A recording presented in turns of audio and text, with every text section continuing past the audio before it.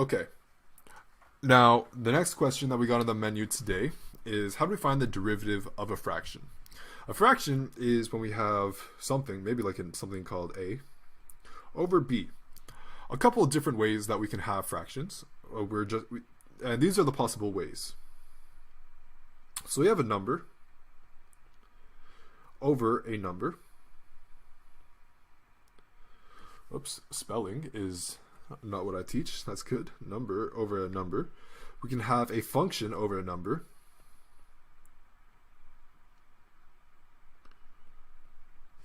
We can have a number over a function.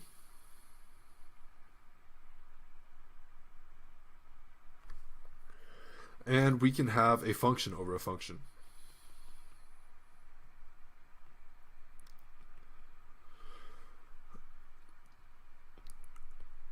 So these are our four cases. Let's deal with them individually. They're actually like pretty much the same thing. There's only one that's really different. That's function over function, but we'll see when we get there. So when we got a number over a number, that's pretty much just saying. So d over dx of instead of number, let's just put like a hashtag over a hashtag. That's going to be always equal to 0. This is just the derivative of a constant if it's a number over a number. So if a fraction is just a number over a number, the derivative of that, 0. Just a constant.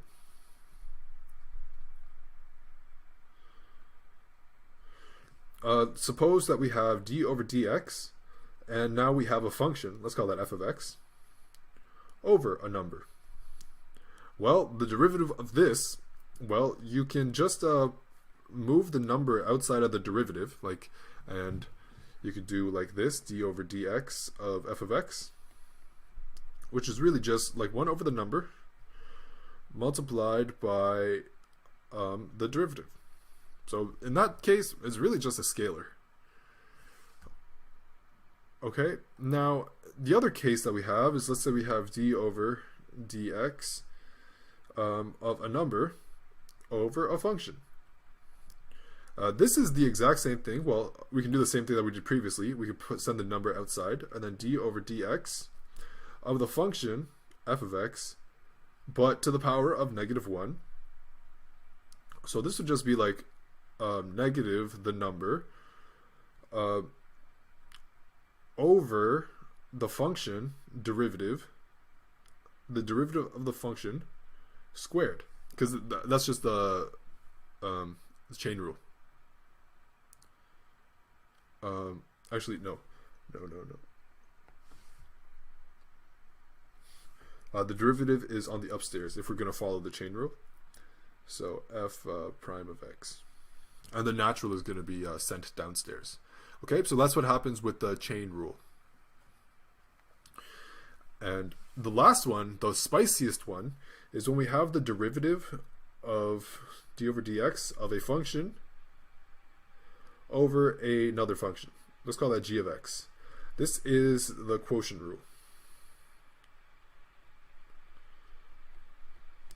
This is important.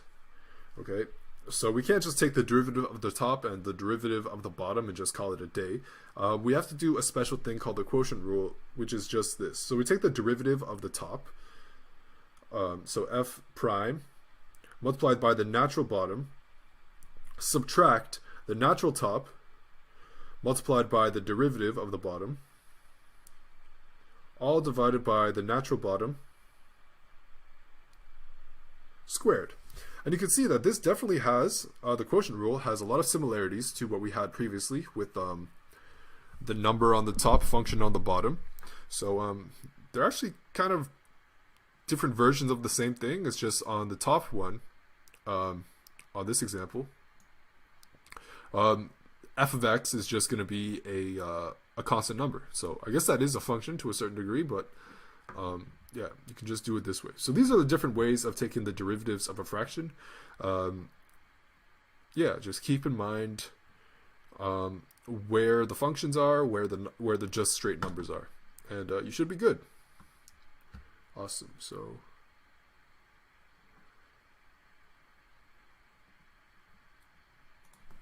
yeah, the above solution is good.